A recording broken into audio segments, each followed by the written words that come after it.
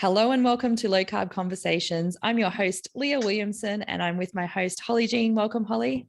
Hello. Hi, Leah. Our guest today is Dr. Ken Berry. Dr. Ken is a board-certified family physician and fellow in the American Academy of Family Physicians.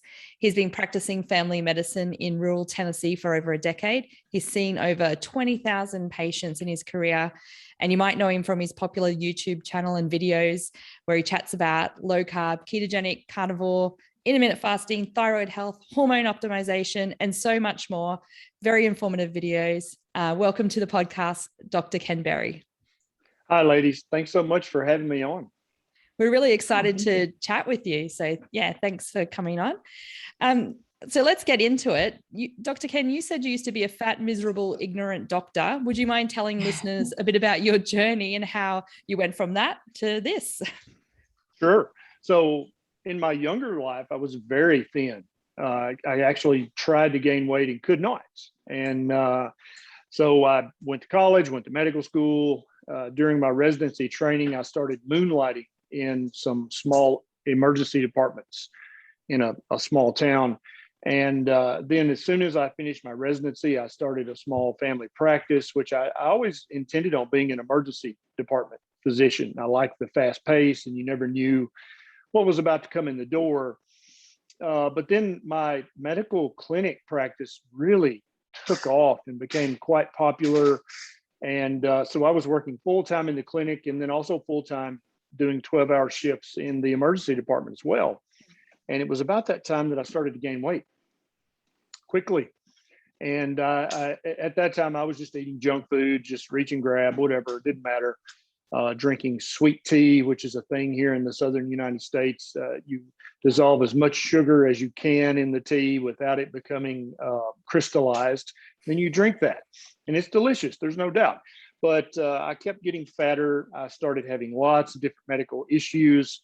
And since I had my own clinic, I had my lab tech draw some labs. And lo and behold, I was pre-diabetic. My first A1C was 5.7. So just barely pre-diabetic. And I thought, well, I can't be, a pre-diabetic doctor and try to help other people with their diabetes. That would be dumb. And then also I lived in scrubs, which is what you wear if you're working in the hospital, which has a drawstring waist. And so that can be very deceptive because that drawstring waist can be whatever size you need it to be. And you don't really realize that your waist is growing. And so one day I knew I'd gained some weight. It was obvious, but I jumped on the scale and I was over 290 pounds. And it's like, oh my God, this is terrible. I'm fat. I'm obese, actually. And so I thought, well, I've got to fix that. So I started following the American Diabetes Association guidelines for diets. And I started to jog 3 days a week, which I abhorred. And did that for 3 months, had my lab tech recheck, and I was more pre-diabetic, and I'd actually gained up to 297 pounds.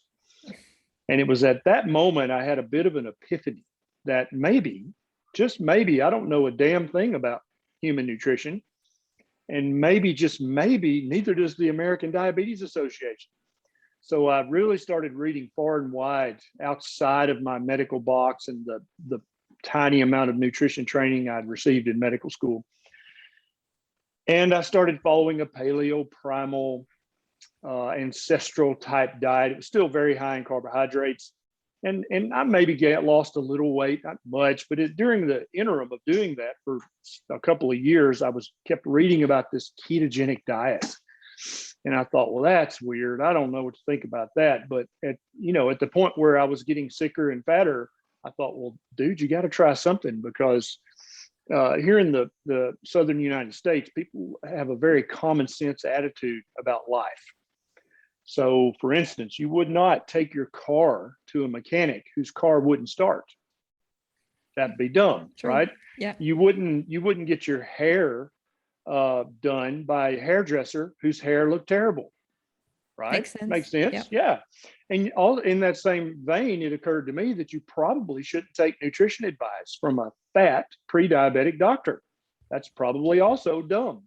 And so I couldn't continue practicing medicine in that kind of condition. So I thought, yeah, I'm going to try this ketogenic thing for a month and just see what happens. So basically for the next 90 days, I just lived on beef, butter, bacon, and eggs. The perfect food accompaniment. Right, exactly. And so I started to lose weight very rapidly. My A1C went back to normal. I was no longer pre-diabetic. And I thought, man, this is really powerful. But at that time, I didn't know enough about all this to say, oh, this is the way all humans should eat. I just thought it was a temporary weight loss hack. And it also happened to help my pre-diabetes. But, years later, now knowing what I know exactly why that diet did what it did. And I also know all the other things that it can reverse and improve. And so I started recommending a ketogenic diet to my most morbidly obese patients who were scheduled to have gastric bypass surgery. So basically they were scheduled to have their gastrointestinal system permanently mutilated by surgery. And I would say, before you do that, why don't you try this diet for 90 days? Plus all my patients saw the transformation in me. They're like, whoa, doc, you look great. What'd you do? And so I started if they asked that question, I would tell them what I did. And they would say, was that safe? And I would say, well, I don't know. I didn't die. And I didn't develop any vitamin or mineral deficiencies. So, short term, I think it's probably safe. And so many of my patients who were overweight or obese, they started doing the same exact thing. And when I would see them for 3-month or 6-month follow-up for all their other medical conditions, all of them had lost 20, 30, 60 pounds in 3 months. And I'm like, man, this works way better than anything I've ever recommended as a doctor to my patients. And it was at that point that I started reading about a carnivore diet and all of the medical benefits, not just weight loss, but medical benefits you can get from what I now call a proper human diet. And so that I probably 4 years ago, Nisha and I were waiting on a movie at the theater parking lot. And she said, we should just go live and start talking about this stuff. And I'm like, okay, whatever. I don't know. So I think we had 12 people watching that first live while we were sitting in the theater parking lot waiting for the movie to start. And we got so much positive feedback from people like, man, this helps so much when you explain it. I thought, okay, we can just keep doing that. And then one day she said, you should start a YouTube channel. And initially I was very resistant. I thought that was a silly idea. I'm a doctor. Why would I be on YouTube? Right. And so one day I came home from the clinic and Nisha said, how many people did you see today? I said, I don't know, 30. And she said, oh, that's wonderful. I'm so proud of you. It's too bad you couldn't have helped 3,000 people today. And I was like, yeah, a smart man always listens to his wife. So I started a YouTube channel and it became very popular very quickly and continues to grow to this day. And everyone should thank Nisha Salas-Berry for that, because otherwise I would never have started a YouTube channel. Well, thank her very much. Yes, we do. And we love your YouTube channel. So do you produce like a video a week, or is there any time frame to it? Because you've got hundreds of videos there, don't you? Yeah, Nisha and I do a live question and answer session every Monday night at 7 p.m. Central, which I know in your neck of the woods would be a very inopportune time to catch that. And then I try to post at least 2 other new videos on various topics every week. If I see a news article or a new research study, or I have a lot of questions about one particular topic in my YouTube comments, then I'll do the research and I'll make a video about that. Yeah, that's great. So you're always learning yourself at the same time, as well as educating everybody else. Yeah, if a doctor is not a student, then that doctor can never be a teacher. And if that doctor's not a teacher, they can never be a good doctor. So it all revolves around learning, then teaching, and then practicing medicine. So true. And have you had much resistance from other doctors that aren't into this kind of, this is a bit unconventional for them? Do you get a lot of flack? Yeah, absolutely. I've been ostracized by many doctors. The American Medical Association is currently not speaking to me. I've had several visits from the state medical board who are very concerned about me recommending that people eat bacon. I don't know why it's bacon that's so triggering, right? It's always the bacon. It's like, he told my mother to eat bacon and I want you to investigate him. So yeah, I'm not on speaking terms with a lot of the larger medical organizations, But, when I stand back and look at it circumspectly, I think that may be a good thing, because they weren't helping people very much at all, were they? And Yeah. so if I'm helping people and that upsets them, then I feel like ultimately that's their problem, not mine. Yeah, exactly. And you've got the results to show. You've got patients who are doing fine, and Right. they've got patients probably still heading down that diabetes track. So Getting progressively sicker, needing more and more yeah. pills and injections. Yeah. And also, when I started recommending the proper human diet way of eating, practicing medicine became fun again. Because when I would see people at their 6-month follow up, instead of them progressively getting fatter and sicker and needing a new prescription, I was able to do this really cool thing that most doctors don't have much experience with. It's called de-prescribing. And so their blood pressure would be so much better that I would have to stop one of their blood pressure medications, and their blood sugar would be so much better, I would get to stop one of their type 2 diabetes medications. Their heartburn would be so much better that I could stop that pill too. And their arthritis was so much better, I could stop that pill. And that's a lot of fun when you actually see people taking your advice and getting healthier. And anytime a human is healthier, they're also happier. So the doctor's visits became much more pleasant. They were actually happy to see me and report the great improvement that they experienced. They were actually happy that I'd stopped 1 or 2 or 3 medications. And so it became a pleasure to practice medicine again. Oh, that sounds amazing. We thank you for the work that you do. And I think it's relevant now to talk also about your book, because what was the progression then that led you to write your book, Lies My Doctor Told Me? So I've always been a bit of an iconoclast. And even early in medical school, in my medical training and residency, I would hear doctors say things, and I would try to make it meld with just common sense and just, like what I thought I knew about human beings as a species. And one of the very first things, I'll tell you a quick story. I was a first year resident, an intern, and I was doing my obstetrics rotation. And so we would be on call for 24 hours delivering babies. And then the next morning we would do circumcisions on the male neonates who didn't need that, but whose parents wanted them to have that. And then we would write the discharge orders for those moms to go home. And if a mom was exclusively breastfeeding, the chief resident would say, "Now, don't forget, Barry, to write their vitamin D drops for the baby." And I was like, "Why do they need vitamin D drops?" And they said, "Oh, well, humans don't produce vitamin D in their breast milk." I was like, "Really? That's weird." Huh. And so I wrote the vitamin D drops for the exclusively breastfed babies. But that stuck with me, like, how did we live on Earth for millions of years if humans don't produce breast milk or vitamin D in the breast milk? We should be extinct, right? We should have all got osteomalacia, osteoporosis, rickets, and died. And so when I did have time to sit down and do some research, I discovered that the reason that some humans don't produce vitamin D in the breast milk is because the moms are very vitamin D deficient. And when you supplement a mom's diet with about 6,000 international units of vitamin D a day, guess what? She makes plenty of vitamin D for her baby. And so, but that chief resident was a very smart individual, very caring individual, but believed in his heart of hearts that for some reason human beings did not make vitamin D in their breast milk.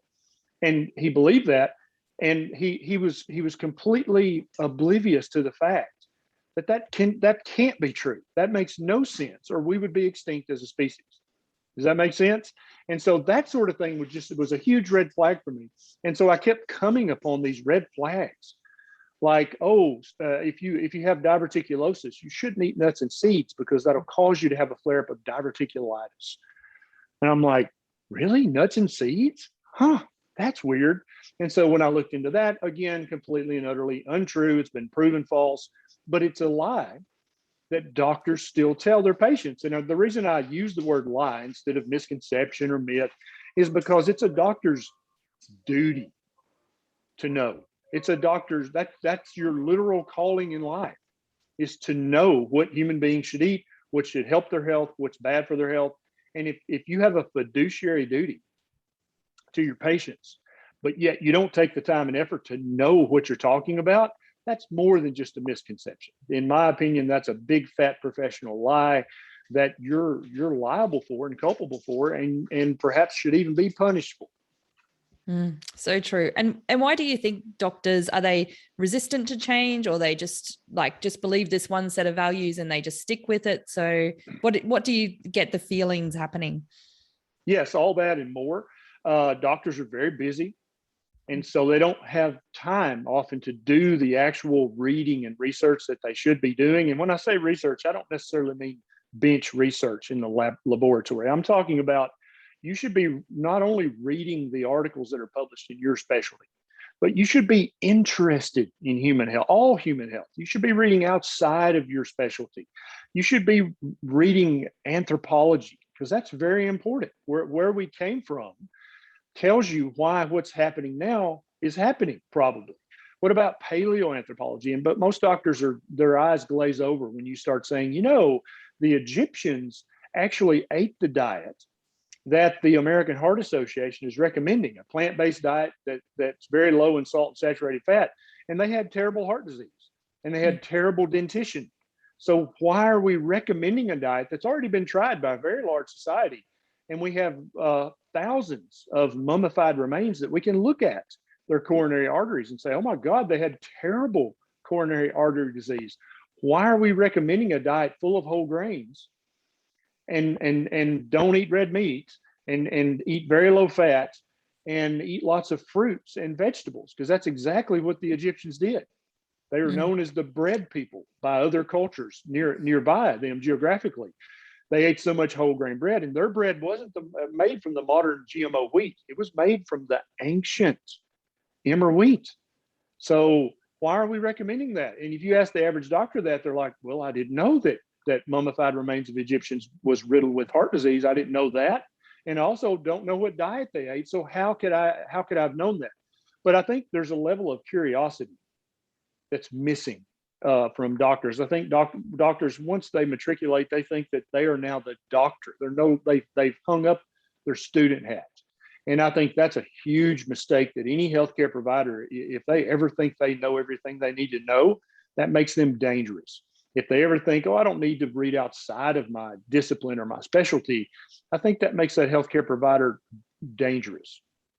Definitely. And I think it even applies to anywhere in the nutrition world or anywhere in the wellness medical world. I think even Holly and myself, we read so many news articles a week for the podcast that you couldn't, if you were set in your ways, you just would be missing this whole other world out there, wouldn't you? Yeah. Yes. Yeah. And even today, I am very certain that I now understand what a proper human diet is, but in no way have I retired my student hat.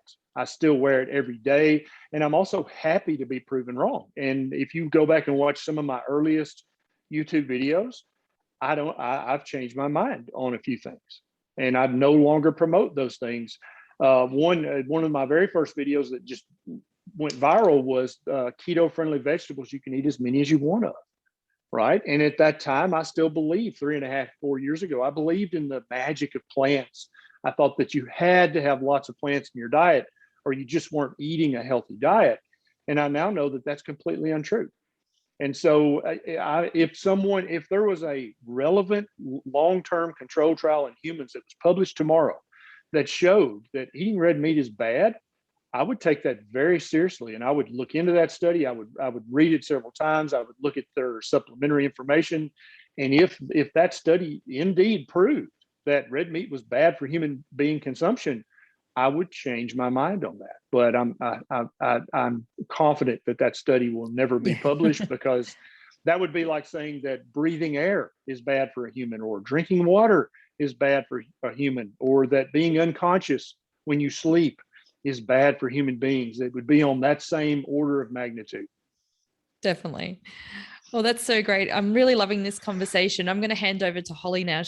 I know I can see her. She's got lots of questions she wants to ask you there. Very well. Oh, that was so good. I love it. I just wish that more people, and not just doctors, but just to have that sense of curiosity when approaching things, and question and wonder, instead of just taking information as it is and just think, well, that's the way it is. Like, think of how much further along we'd be now, right? Absolutely. Well, I just moved to the South. Well, some people I'm in Oklahoma now. Some people consider that the South, some people call it the Midwest, but I am fully understanding what you're saying about people being very literal. And I absolutely love it. Coming from California, It's a wonderful change. All right, let's dive in. So I have this first article here. It is called, there's a new study, time restricted eating has health benefits beyond weight loss. I'll do a quick summary for our listeners. This study comes from the Salk Institute, and it shows that time restricted eating as a popular weight loss strategy also has significant health benefits, from disease prevention to helping people survive infections. Time restricted eating, as they define it, is a dietary regimen that restricts eating to specific hours of the day and then fasting the rest of the time. It's become extremely popular for weight loss since it does reduce blood sugar levels during those fasting hours, and it forces the body to pull fat storage that can be used as fuel for the body and energy.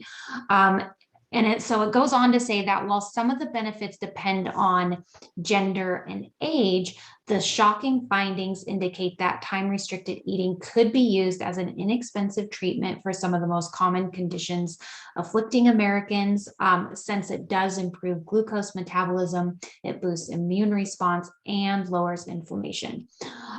So my first question for this article is, they're referring to this method of eating as time restricted eating. And I know that term gets thrown around a lot, as well as intermittent fasting. So are those the same things? Are those terms interchangeable? And can we get some clarification there for our listeners? Yeah, so those terms are roughly interchangeable. It would be the same thing as saying a daily intermittent fast.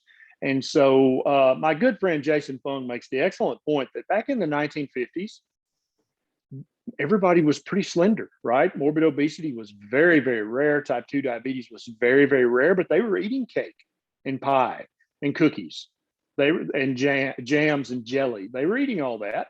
So why weren't they obese and type 2 diabetic? And I think that he's right, that a big reason that they were so slender is because they practiced time restricted eating or daily intermittent fasting.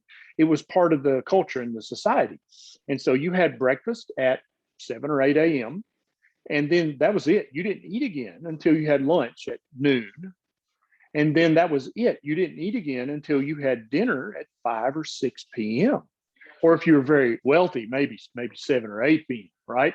But then there was no snacking. And indeed, most of the housewives at that time, that's who would be in charge of the kitchen. You weren't allowed in the kitchen. If you got caught in the kitchen, because once mom got it, or wife got the kitchen cleaned up, you didn't set foot in the kitchen, or you would get scolded, or there would be some corporal punishment administered. And there's the saying that you got caught with your hand in the cookie jar. That saying is a saying for a reason, and that's because you would literally get whacked with a spatula if you got caught snacking between meals.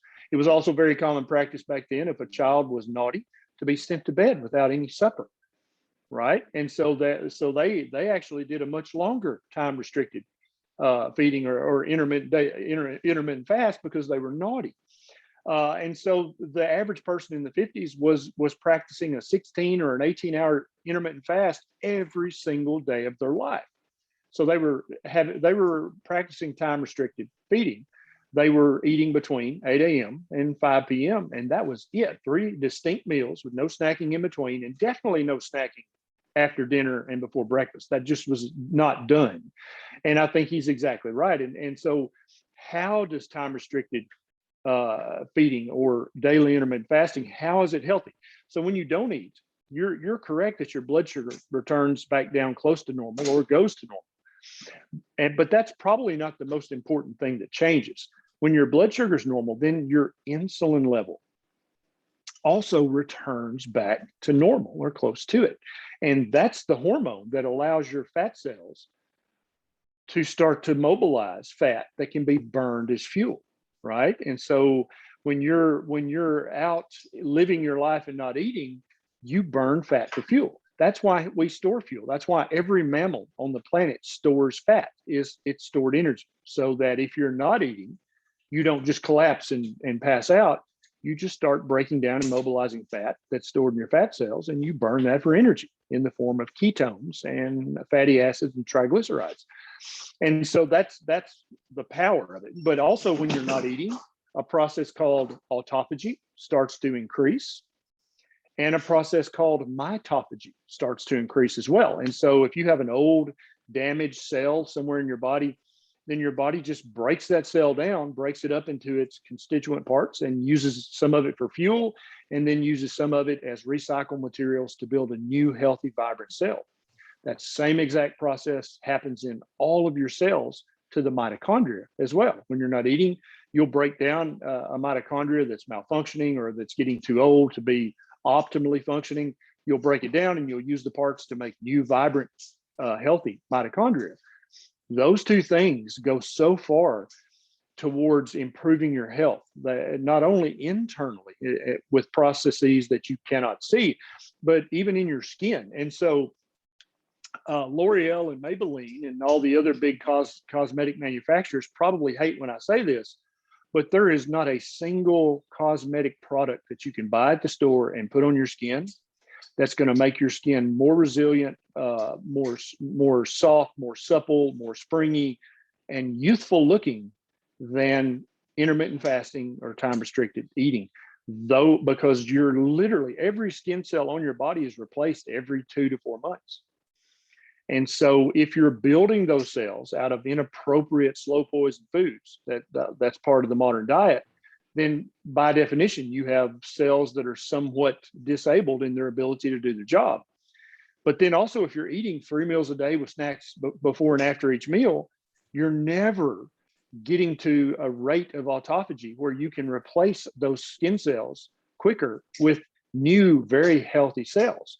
And I've seen this in the keto and the carnivore community so many times. After someone's been keto or carnivore for a few years, they go to a class reunion with people they haven't seen in 10 or 20 years, or they go to a wedding or a family reunion, and people are like, "Oh my God, you look amazing. Have you had work done? Did you get Botox? What have you done? Your hair looks great. Your skin looks great." And that's because of two things. We're on a proper human diet. You're actually eating nutrient dense food that builds beautiful, healthy skin cells. You're not eating all the slow poisons of the modern Western diet that lead to slower functioning, less functioning skin cells. And you're practicing at least some degree of daily intermittent fasting so that your rate of autophagy is much higher and your rate of mitophagy is much higher. So yeah, you're going to have much younger looking skin, and you didn't even go to the cosmetic counter. You don't need any of that stuff. All of that stuff is like taking an old broken down barn and putting a new coat of expensive paint on the outside of that barn. That's what all the cosmetics and cosmeceuticals, that's what they are. Did I in any way improve the structure of the barn by putting that very expensive coat of paint on it? Is the barn going to fall down just as soon? Yep. Is it going to be leaky? Is it going to be drafty? Yeah, it's still an old junky barn because I didn't rebuild the barn. I just put a new coat of paint on it. And so I hope none of the men and women who use these things are offended by this, because you're wasting your money. You just need to eat a proper human diet and practice some degree of daily intermittent fasting, and your skin's going to look as good as it can possibly look without spending a penny at the cosmetics counter. Yeah, Leah and I joke pretty regularly about, well, we're both in our 40s and we get compliments on our skin all the time. And it's because we eat nutrient dense diet and we do intermittent fasting, lots of water, avoiding sugar. That is the fountain of youth right there. Absolutely. I do want to go back. So you say this 3 meals a day. So I've seen it recommended for people who want to start fasting. I know it can be intimidating for someone maybe just starting, but would you agree that a good starting place is to just stop the snacking and just strictly eat 3 meals a day to start? Like, okay. Yeah, if you're brand new to fasting and you've read enough articles and seen enough people like you guys and me, you're like, well, there's got to be something to that. How do I get started? Well, the first thing I would say is let's have a fasting window. And the beauty of this is it's pliable. You get to make it fit your family and your job and your whatever social things are in your life. So, but somebody might say, okay, I'm not going to eat anything before 8 a.m. And then starting at 8 a.m., I'm going to have breakfast. Then at noon or 1 p.m., I'll have lunch. And then I'll have dinner at 5 or 6 p.m. And then I'm not going to snack in between those meals. And I'm not going to snack after my evening meal. And after my evening meal, up until my morning meal, I'm just going to drink water or unsweetened tea or black coffee. That's it. That's what I'm going to do. That one change alone, most people are going to start to notice that if they've got extra stored fat, it's going to start to be burned as fuel. They're going to notice all kinds of changes in their health just from that one tiny little change alone.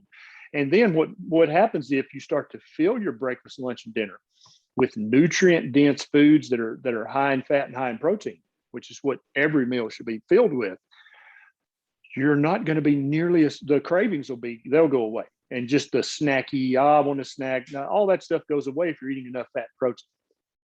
But then what most people start finding is when they get up in the morning and it's 8 a.m., they're not even hungry for breakfast. And so that's an excellent signal. That's your body saying, hey, I'm fine. You don't need to eat breakfast. So I think that no one should ever eat a meal just because it's time to eat that meal. If you're not hungry, don't eat. And so many people, breakfast just effortlessly falls to the wayside when they're eating a proper human diet. And so they'll start eating 2 meals a day, right? So they may not break their fast until 10 or 11 a.m. And then they won't eat again until that evening meal at 5 or 6. And so you see how they've increased their fasting window and they've decreased their feasting window. And I like to call it a feasting window because when you're eating this way, you don't have to restrict your portion size. You don't have to restrict your calories. You get to eat until you're comfortably stuffed. And that's very important to do that because many people bring with them the baggage of diets past and they think, oh, I better not eat that many eggs or I better not eat that much bacon. No, if you're hungry, eat it. It's fine. That's what every mammal on the planet does. They eat until they're comfortably stuffed. Then they stop eating. And we are the only mammals on the planet that are currently having an obesity epidemic, unless it's a mammal that's eating our junk in the landfill, right?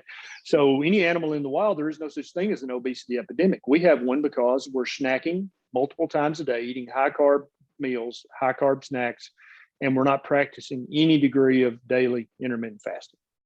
Yeah, so maybe that's a point to clarify there too, is if you are going to be sticking to those 3 meals a day, make sure those meals that you are eating are not pizza and French fries and stuff with all the high carbs, because that's also going to make you crave more foods. It's going to be harder to stick to those 3 meals because your hormones are going to be all off and your taste buds are hijacked and all that stuff. So start with the 3 meals and make those meals like proper human food.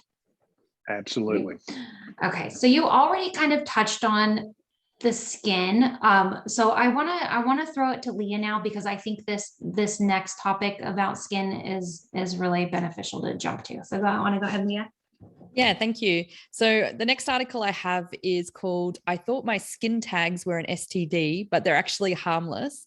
So I was having a conversation with a few people and we were talking about skin tags. And I said, I'm sure I heard from Dr. Ken that skin tags are a sign of insulin resistance. And this article kind of goes through and says a skin tag, it's a soft growth of normal skin that appears like a small tag, tends to appear in areas of high friction where skin may rub clothing or other skin. And that's kind of where this person, they had some down in the groin area. So that's why they thought they had an STD. So maybe easily mistaken for something like that. And then goes on to say, like, they're harmless, they don't bother you, you don't need to treat them, some people can cut them off. But the surprising thing in this article was the author then went on to say that actually they could be a sign that I was becoming pre-diabetic and went on to describe a few things. So I'd love for you to clarify for us how this can be a sign, and just any information on skin tags, because I know it's a common problem for many people. And I'm so curious, like, sorry, I just want to jump in with like, I'm sure you'll get to it, but how does insulin resistance make a little skin tag? Like, I don't understand like how that even happens. So skin tags are an excellent physical sign to a good doctor who knows about this, that this person is suffering from chronic hyperinsulinemia. And so sometimes we'll say that we'll call it insulin resistance, but really the underlying problem is hyperinsulinemia. And so the article author is correct. Skin tags are not dangerous at all. But what causes the skin tags to be there is very dangerous. And so having 1 or 2 skin tags on your body that are a millimeter or 2 millimeters, that in some cases, there's a genetic component to skin tags. Some families are just more likely to have them. But if you have multiple skin tags in under your arms, in your groin, on your eyelids, you're almost certainly hyperinsulinemic. And so insulin plays many roles in the body, but one of its main roles is as a growth promoting hormone. And so when your insulin level is just normal, then it helps you grow in places you should grow. But when you're chronically hyperinsulinemic, then that's an inappropriate growth signal, right? And one of the ways you'll express that is by forming these big dangling skin tags. And they're often in places you'd rather not have defects in your skin. And so that's how eating an inappropriate diet, because when you eat a high carbohydrate meal, your blood sugar spikes, and then your insulin has to spike to get that blood sugar spike back under control. So if you're eating 3 meals a day with snacks before and after each meal, then your insulin is high all day long. And so your skin is getting this inappropriate growth signal all day long. And one of the ways it manifests itself is with the production of an enlargement of skin tags. And I'm a family physician, and so I was broadly trained, and I did lots of procedures in my clinic. And one of those was skin tag removal. And I would have so many patients, Tuesday and Thursday, those were my procedure days. And I would just have patients lined up to remove skin tags from their groin, under their arms, around their eyes. I had one lady, the skin tags on her eyelids were so large and pendulous that they looked like the little danglies on a chandelier. They literally hung down into her field of vision. Never seen anything like it. And that was years and years ago. I did not realize, or I would have immediately checked her hemoglobin A1C, her C-peptide, and her fasting insulin levels, because I would have known without doubt she was hyperinsulinemic. But I didn't know that at the time. I just knew that it was going to be a really fun case because I would get to remove all these skin tags and that she was going to look very, very different when I got all those skin tags off her upper eyelids. And indeed, she did look better, and she was very grateful. But I didn't know enough at that point to know that she was also very metabolically unwell, or she wouldn't have had those huge pendulous skin tags. And so I made the skin tag video on YouTube, and it's received millions of views. And if you'll go and read the comments, there are thousands of comments of people saying, yes, my skin tags went away when I started keto or carnivore.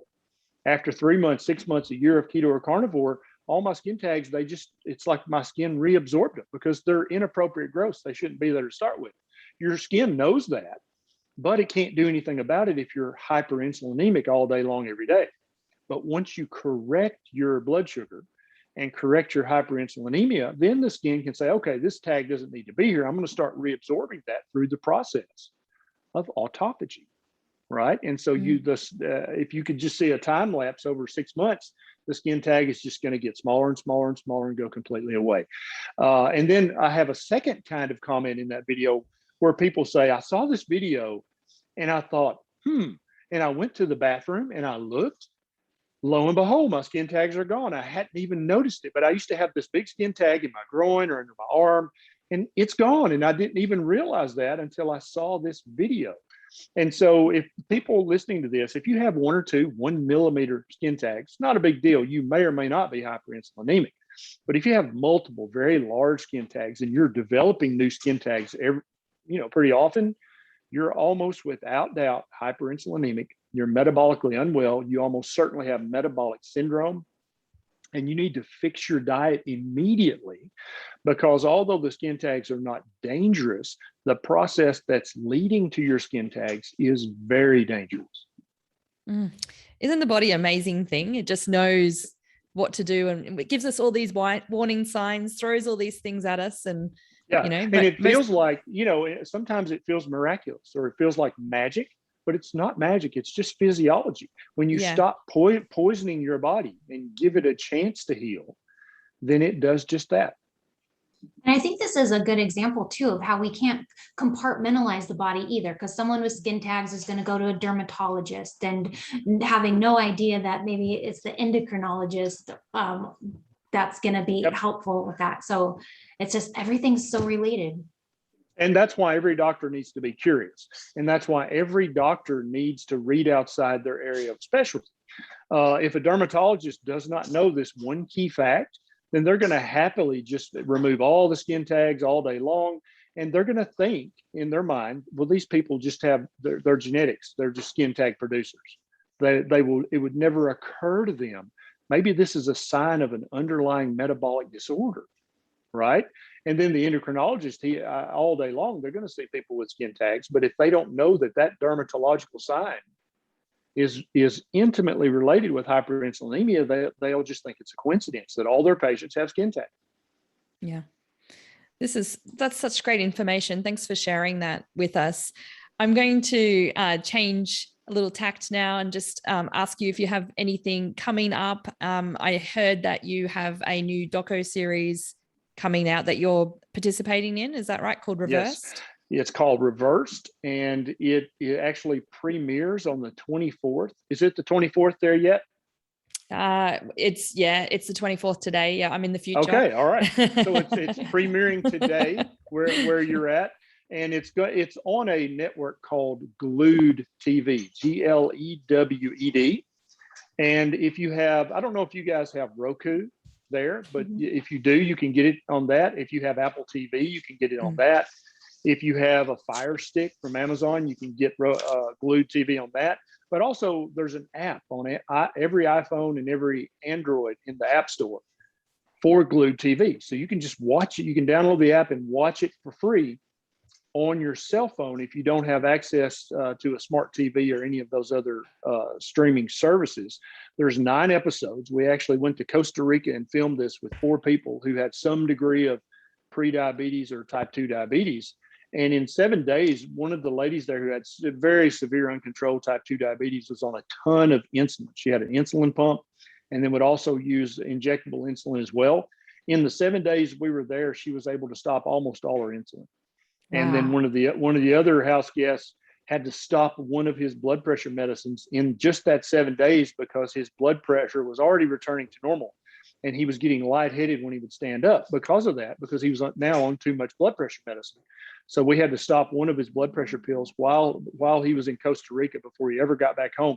So that just shows you the rapidity with which the human body will heal when you stop poisoning it and start giving it the nutrient-dense foods it needs, and start giving it the periods of not eating that a daily intermittent fast gives it. That it immediately starts to heal and correct all the damage that you've done from eating a terrible diet for perhaps decades. Yeah, that's just so powerful and amazing. So that's called Reversed. We'll link that up into the show notes for everybody so they can make sure they can add that to their watching list.